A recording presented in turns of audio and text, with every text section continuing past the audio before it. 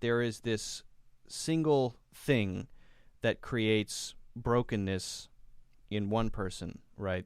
But the brokenness then is a creative force that allows him to attain some sort of higher form, which is the horde and the beast, which are the ultimate personality of his self. Not that that's a good thing, but that is the thing that allows him, that creative thing, that event that happened is what allows him to become the beast, and that wouldn't have happened.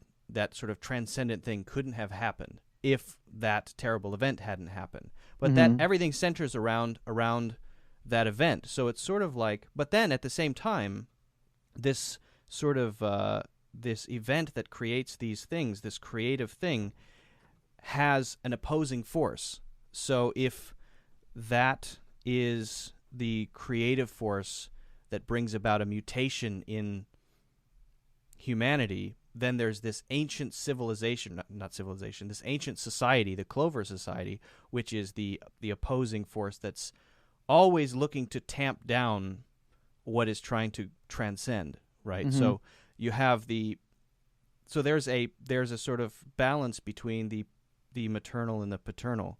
You have the society, which is this sort of paternalistic, in a Jordan Peterson sense, force. Oh, okay. Tamping this down, trying to prevent new things from happening, and then this chaos which generates the new thing. And then you can look at that on two different scales. You could look at it on the sort of society-wide scale, and you can also look at it on the individual scale, because then you have Kevin, who is broken, who is, in a sense, lacking the paternal because his father is dead. And so this terrible thing which happens creates a mother that causes him to go off the rails, to fragment into all of these pieces. That's interesting. And there so it's is microcosmic and macrocosmic. Right. It's sort of fractal in its nature. And so, but because he has no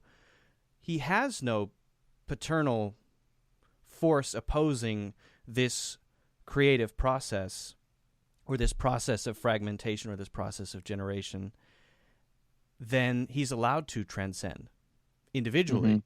That is negative and positive. You could look at it in two different ways, because it's a mental disease, obviously, but also, if he had a normal childhood, that wouldn't have happened. He would have been, a normal person. So you have these two opposing sides sort of generating and controlling at the same time. Does that make sense? It does. I think that makes complete sense. I like that too, because then you can see like it plays out in the way that it should play out with those opposing forces and the maps of meaning, right? The paternal father does end up like crushing that, but somehow still the spirit of it lives on by everybody finding out what happened. So there is like an evolutionary change anyway. So like when David Dunn and when everybody gets killed at the end, it's basically, we're always using the Christian example, but Christ being killed, that killed Christ, but then people ended up being Christians afterwards. Same as when they all get killed at the end. Then their story gets propagated by Mr. Glass's plan.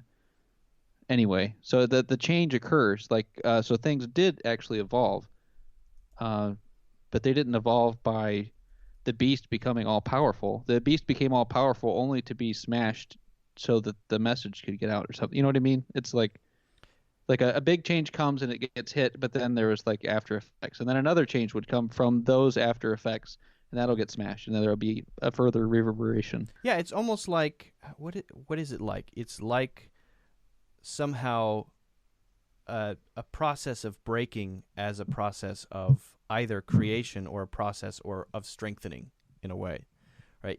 And somehow that culminates, the third movie culminates in this story being spread, which is somehow necessary and important for this period of time. For whatever reason, it hasn't been in the last 10,000 years. Somehow, just now, for the first time, they've failed.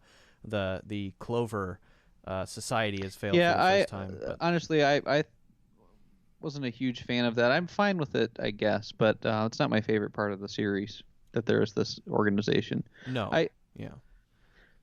Well, it might be the weakest part, but... Well, I think it's interesting in the sense that as an idea, it's interesting. But as Right. far as execution in the film, I'm not so sure about that. It could have been a lot better. Yeah. There is something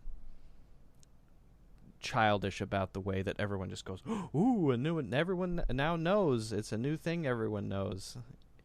That's not very realistic. But I understand that also there's a running time, and you have to do the heroic acts would need to be a little bit more substantial for people to all be going like, "What?" Yeah, it would have to be something else. Yeah. I think they would. You'd have to see it happen in real life, not see it in video. I don't think we're convinced by things that happen in video anymore. That's disappointing. Yeah. Maybe people in Philadelphia are stupid. You ever think of that? Yeah. All right, I can buy that. Sorry. Yeah. I don't mean that. I know nothing about people in Philadelphia, you but can I cut agree. this up and go to like just Reddit, Philadelphia. Yeah, that's what I do. Let's see if Gabe says something that makes him look spiteful and resentful, and just cut it out as a 1-minute clip and post it in that particular I subreddit. go out to my mailbox and I find like a single marble out there, and it says soon. The Marble Machine X people are after me. Yeah, are they really? No, I'm just joking, but that would be fun. That would Funny. be fun. Yeah. Well, you almost got in the red letter. I know media. if I was to ever get killed by a Marble Machine X person, I'd see it coming a mile away. I'd be like clicking, diddling, diddling. It'd be like one of those Rube Goldberg devices, and I'd see it from like a mile away, clattering its way towards me. Yeah. Probably. Marble Machine sucks.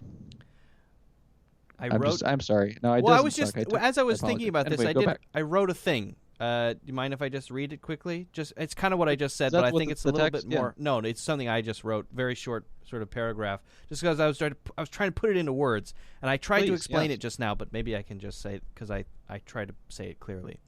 Okay.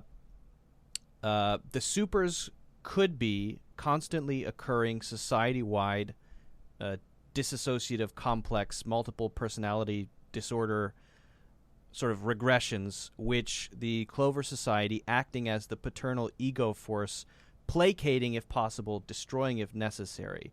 In other words, what happened to Kevin is what happens society-wide. The train crash is to supers as Kevin's mother is to him, but Kevin lacked the paternal balancing force.